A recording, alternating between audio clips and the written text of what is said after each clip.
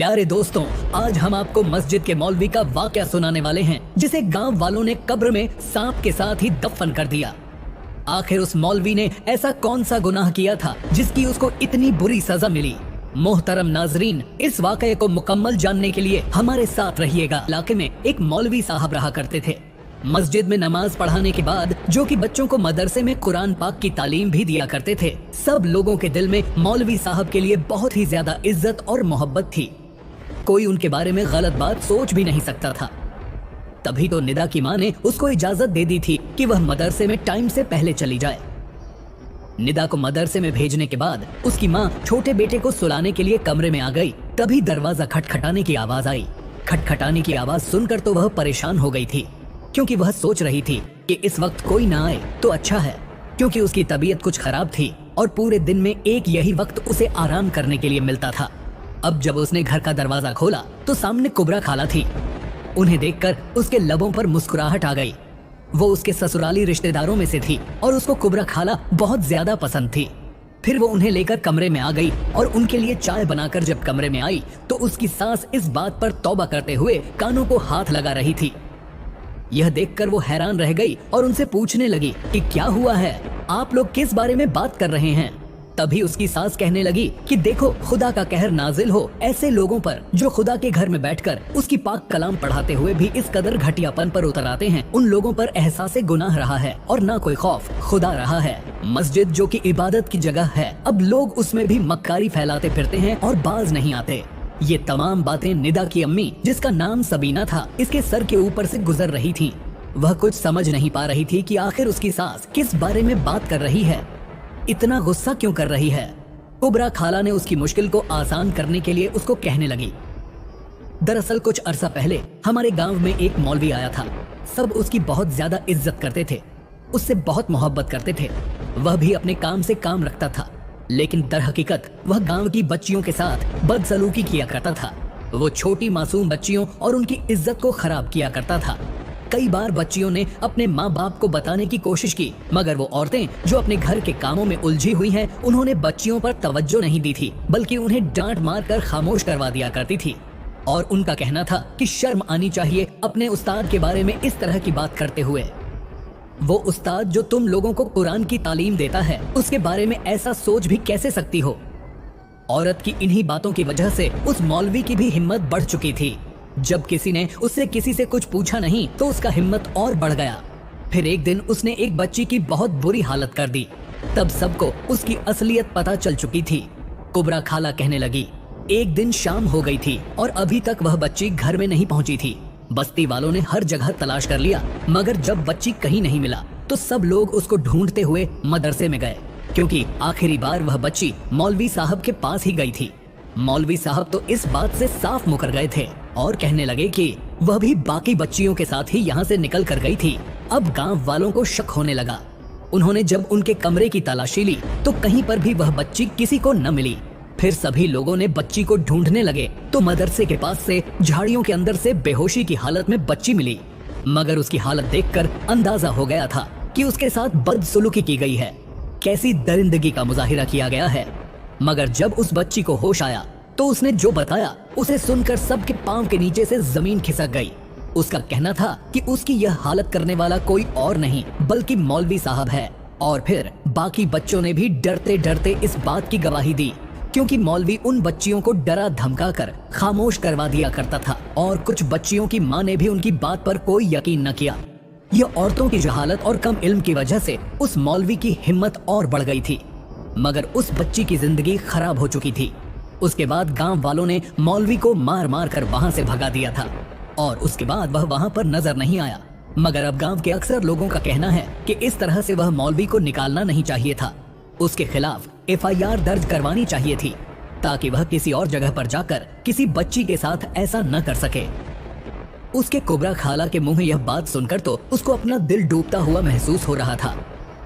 उनके गांव में भी तो नया मौलवी आया था जो कि बच्चियों को कुरान पाक की तालीम पढ़ा रहा था, मगर यह मौलवी तो बहुत ही अच्छा था।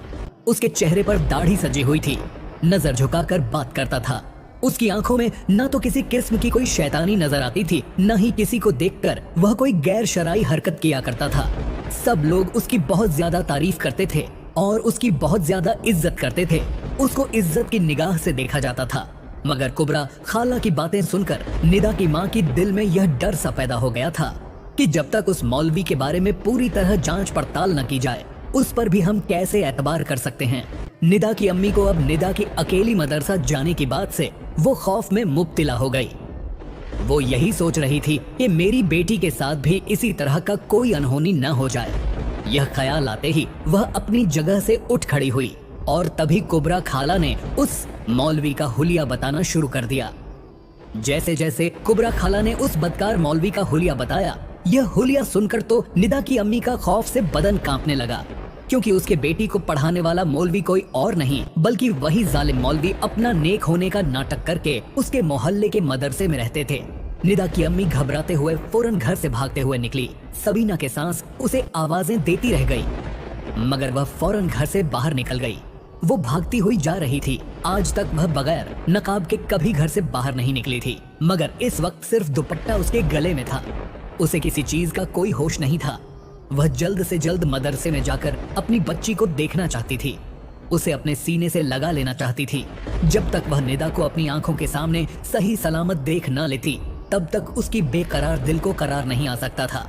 रास्ते में मिलने वाले लोग उसे हैरान नजरों से देख रहे थे, बल्कि कुछ लोग तो परेशान हो गए और उसे कहने लगे कि आखिर बात क्या है, आप कहाँ जा रही हैं। मगर सबीना यानी निदा की अम्मी इस वक्त किसी की बात का जवाब देने की हालत में नहीं थी। तेज तेज कदमों से आगे बढ़ती जा रही थी और उसे देखकर तो कुछ लोग उसके पीछे पीछे चलना शुरू हो गए। वह जानते थे कि यह बहुत ही शरीफ लड़की है और यह इरफान की बीवी थी, और इरफान को गांव में कौन नहीं जानता था। उनका शुमार गांव के मोअज़्ज़िज़ और इज्जतदार लोगों में होता था।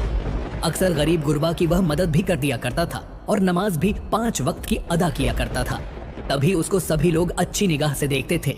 सबीना उसकी बीवी थी, हमेशा पर्दे में रहती थी और उसको सब लोग अच्छी निगाह से देखते थे। मगर सबीना को किसी की परवाह नहीं थी, बस वो आगे ही आगे बढ़ती जा रही थी।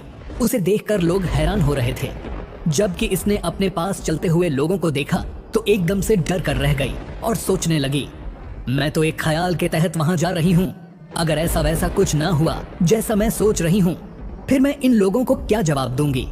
अब उसे अपनी हालत का ख्याल आया। उसने जल्दी से अपना दुपट्टा फैलाकर ले लिया और चेहरे को भी दुपट्टे से ढक लिया। अब जब वह मदरसे में आई तो पूरा मदरसा खाली था। वह अपनी बेटी को आवाज देते हुए फिर रही थी, मगर मदरसे में तो कोई भी नजर नहीं आ रहा था। जब वह मदरसे से बाहर निकली, एक बच्चा उसे कहने लगा कि आप यहाँ किसको ढूंढ रही हैं? मौलवी साहब तो अपने कमरे में हैं। सबीना ने उनका कमरा इससे पहले नहीं देखा था। अब जब बच्चे ने कमरे का पता दिया तो वह उसको लेकर मौलवी साहब के कमरे में आ गई।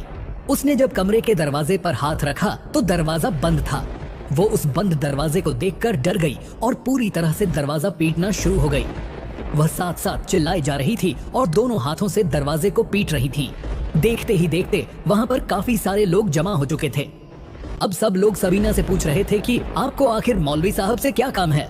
मगर सबीना इस वक्त जैसे पागल हो चुकी थी। उसे अपनी हालत का ख्याल नहीं था, न ही किसी और बात का और न ही आसपास इकट्ठे हुए मजमे का। तभी वहाँ मौजूद लोगों को किसी गलत बात का एहसास हुआ। लोग कहने लगे, मौलवी साहब को इतनी देर हो गई, दरवाजा क्यों नहीं खोल रहे। अब वो लोग सबीना के साथ मिलकर दरवाजा पीटने लगे थे। प्यारे दोस्तों, वाकया कुछ इस तरह है कि सब बच्चे मदरसे में दाखिल हो गए थे, मगर अभी तक निदा मदरसे में नहीं आई थी और मौलवी साहब को बेचैनी हो गई। कल जो कुछ उन्होंने निदा के साथ किया, शायद जज्बात से बढ़कर वो कुछ ज्यादा ही कर गए थे, जिसकी वजह से कल भी निदा डर की वजह से रोने लगी और आज भी वह छुट्टी पर थी। मौलवी साहब के पसीने छूटने लगे कि कहीं निदा ने घर में अपने वालदैन को इस बारे में कुछ बता न दिया हो। जब भी उसके वालदैन ने उसे यहाँ आने पर रोक दिया है, मौलवी साहब ने निदा को अच्छी तरह खौफजदा भी किया था। बच्ची तो डर के मारे खामोश हो चुकी थी। वह उनकी किसी बात को बताने की जुर्रत नहीं कर सकती थी।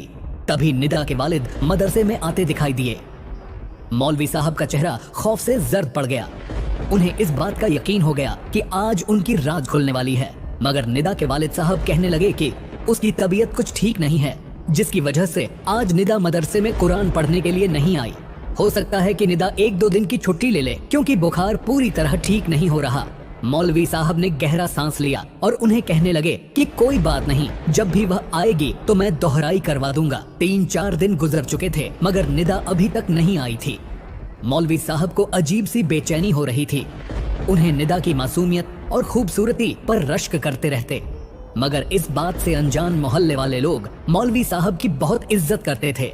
सब लोग उन्हें बहुत ही अच्छे लफ्जों में याद किया करते थे, मगर वो लोग नहीं जानते थे कि वो किस कदर दरिंदा और गंदा इंसान है। वो दूर दराज गांव से पर यहाँ आए थे। वो अपने गांव में क्या गुल खिलाकर आए थे। उनकी गांव में उनकी कैसी शोहरत थी, यह गांव के सारे लोग इस बारे में नावाकिफ थे। अगर वो जान लेते तो इस मौलवी को धक्के देकर गांव से बाहर निकाल देते। उन्हें उसकी आंखों की गंदगी और चेहरे की बदनिगाही नजर नहीं आती थी।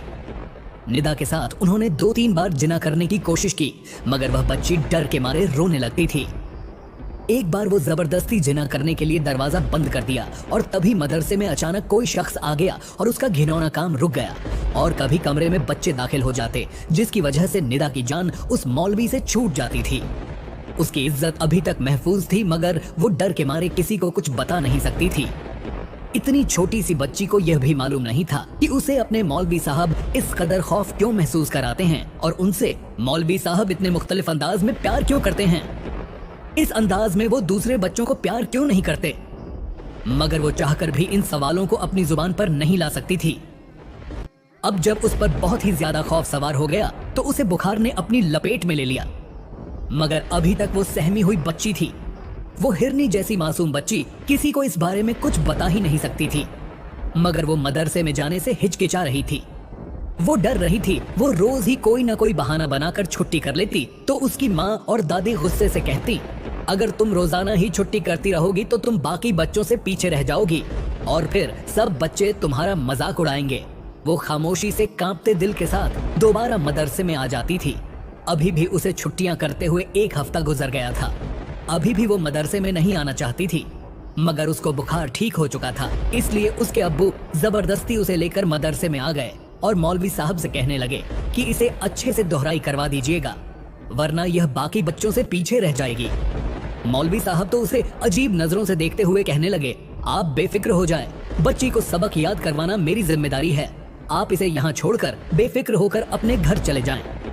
और फिर मौलवी साहब ने निदा को अपने पास बुलाया। वो डर के मारे उनके पास बैठ गई थी। मौलवी साहब ने अपनी जेब से चॉकलेट निकालकर उसके हाथ में दी। टाफियां और चॉकलेट तो नीमा को बहुत पसंद थी और वो उसे बहुत शौक से खाती थी। मौलवी साहब को उसकी पसंद के बारे में पता था। फिर जब उन्होंने उससे प्यार से बात की तो वो बच्ची अपने खौफ को भूल गई। तभी शाम होने लगी थी।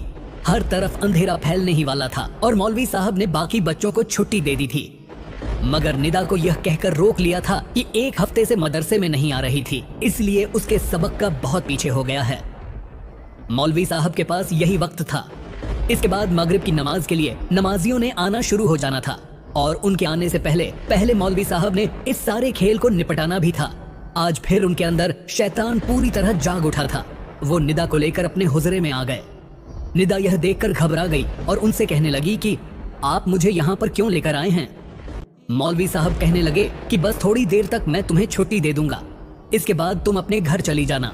मौलवी साहब ने उसे चॉकलेट दे दी और उसे बहकाने की कोशिश करने लगा, उसे जीना करने के लिए बहकाने लगा। मगर वो बच्ची नेक माँ की बच्ची थी, नेक बाप की बेटी थी। उसने कहा, मेरी अम्मी ने मुझे किसी के आगे अपना हिजाब खोलने से मना किया है। अम्मी ने कही थी यह बहुत बुरी बात है। यही बात उसने मौलवी साहब को कही थी।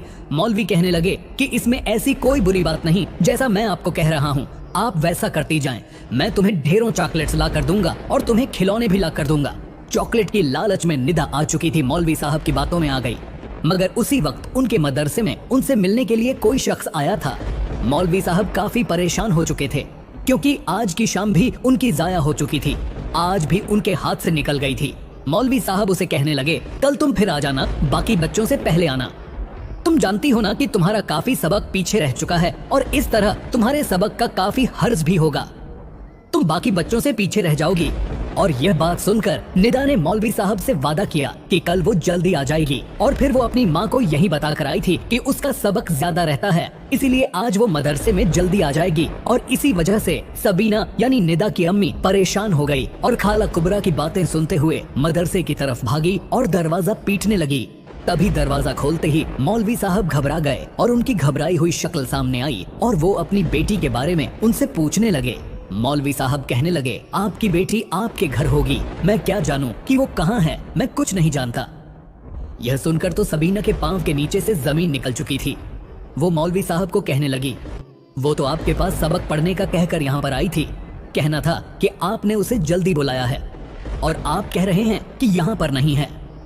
मौलवी साहब के चेहरे पर पसीने के कतरे टपक रहे थे। वो कहने लगी कि मैं नहीं जानता कि आप क्या बात कर रही हैं। मौलवी साहब नजरें चुराते हुए कहने लगे, इस वक्त मैं सो रहा था, आप लोगों ने मेरी नींद खराब कर दी है। तभी कमरे के अंदर में किसी की घुटी घुटी चीख की आवाज सुनाई दी। ये आवाज सुनकर तो सबीना मुंह हैरत से खुले का खुला रह गया। वह माँ थी, अपनी बेटी की आवाज भला क्यों नहीं पहचान सकती थी। वो चिल्ला के घर में दाखिल हो गई तो सामने का मंजर देखकर वो गश खाकर जमीन पर गिर पड़ी। बाकी लोग वहां पर मौजूद थे। तभी मौजूद वहां सब लोग समझ चुके थे कि आखिर इस मौलवी ने दरवाजा क्यों नहीं खोला। वह समझ चुके थे कि हम लोग इतनी आवाजें देते रहे, मगर यह मौलवी हम रंगे हाथों पकड़े जाने से खौफजदा हो चुका था। उसकी हिम्मत नहीं हो रही थी कि वो दरवाजा खोले। मौलवी साहब ने निदा को भी कहा था कि मेरे बारे में किसी को कुछ नहीं बताना। निदा भी यह सब देखकर डर चुकी थी। फिर जब वहाँ सब लोग आ गए तो निदा की माँ वापस जाने लगी तो उसने अपनी माँ की आवाज सुनी, तो इसलिए वो ऊंची आवाज में नहीं बोल सकती थी। उसके मुंह से डरी डरी आवाज निकली। वह अपनी माँ को पुकार रही थी क्योंकि उसे यह सब ठीक नहीं लग रहा था। वह अपनी माँ के पास जाना चाहती थी। जब सबीना ने अपनी बेटी को इस हालत में देखा तो वह गश खाकर बेहोश हो गई। होश आने पर निदा को अपनी बेटी को पुकारने लगी। उसकी हालत बहुत ज्यादा खराब हो रही थी। फिर जब पता चला कि उसकी बेटी महफूज थी, उसके साथ कुछ गलत नहीं हुआ, तो उसने अल्लाह का शुक्र अदा किया। उसके बाद गांव वालों ने जब देखा कि मौलवी साहब जमीन पर गिरे पड़े हुए हैं, जब लोगों ने चेक किया तो वह मर चुके थे। मजीद चेक करने पर पता चला कि उनको ऐसे ही डर के मारे दिल का अटैक आ गया था। गांव वाले यही सोच रहे थे कि मौलवी तो अपने अंजाम को पहुंच चुका है। सब गांव वालों ने उसकी तदफीन का बंदोबस्त किया। जब कब्रिस्तान में जाकर कब्र खोद रहे थे तो उसमें एक बहुत ही बड़ा सांप था। लोगों ने उस कब्र को छोड़कर दूसरी जगह कब्र बनानी शुरू की तो वहाँ पर भी बहुत ही बड़ा सांप था। मजबूरन लोगों ने उस मौलवी को ऐसे ही कब्र में डाल दिया और जल्दी से उस पर मट्टी डाल दी गई।